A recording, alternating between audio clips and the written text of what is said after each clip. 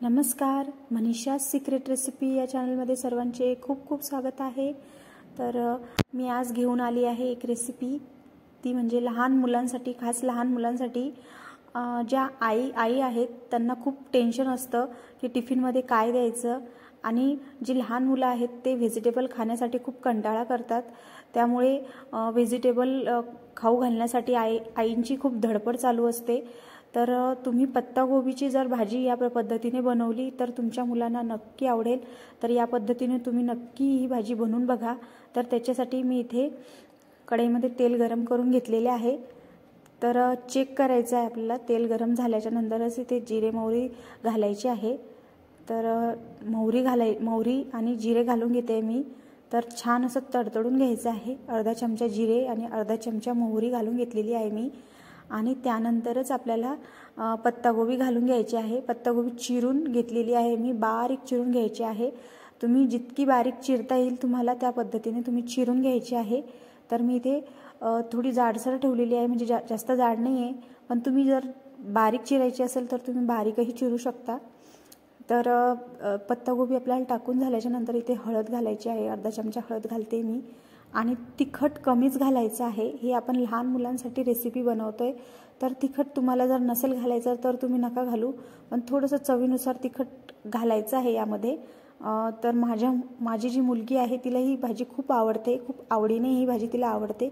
मी पहिल्यांदाच जेव्हा केली तेव्हा तिला पहिल्याच वेळेला, म्हणजे पत्तागोबी तिला आवडत नव्हती, पण तिने पहिल्या वेळेला मी अशी पद्धतीने बनवली तर तिला खूप आवडली। तर त्यासाठी मी हा व्हिडिओ बनवते त्यामुळे। तर इथे आपल्याला मीठ घालून घेतलंय मी, आणि मिठामध्ये आपल्याला ही पत्तागोबी शिजू द्यायची आहे। आणि व्हिडिओ स्किप न करता बघा, मी व्हिडिओच्या शेवटी एक टिप्स देणार आहे या भाजीसाठी चविष्ट होण्यासाठी।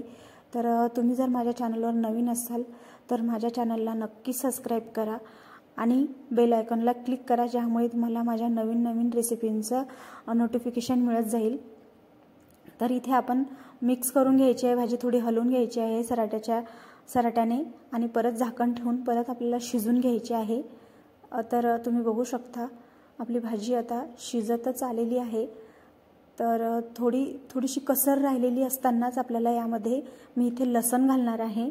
तर लसण आपल्याला शेवटीच घालायचं आहे, जेव्हा पत्तागोबी ही अर्धवट शिजते तेव्हा या भाजीमध्ये आपल्याला लसण ठेचून घालायचं आहे। तुम्ही या पद्धतीने लसण घालायचं आहे, आणि कोथिंबीर सुद्धा घालायचं आहे। आता माझ्याकडे कोथिंबीर अवेलेबल नसल्यामुळे मी कोथिंबीर नाही घालते, तर तुम्ही या भाजीमध्ये कोथिंबीर सुद्धा घालायचं आहे। आणि झाकण ठेवून परत आता ही भाजी आपण थोडा वेळ, अजून 5-10 मिनिटं परत शिजून घेणार आहोत। खूप छान आणि भन्नाट चव येते ह्या भाजीला, आणि लहान मुलं, विशेष म्हणजे लहान मुलं ही भाजी खूप आवडीने खातात। तर तुम्ही मला कमेंटमध्ये नक्की सांगा तुम्हाला ह्या भाजीची रेसिपी कशी वाटली तर, आणि तुम्ही सुद्धा ही भाजी नक्की बनवून बघा। आणि माझ्या चॅनलवर जर नवीन असाल तर माझ्या चॅनलला नक्की सबस्क्राईब करा आणि लाईक करा। तर खूप छान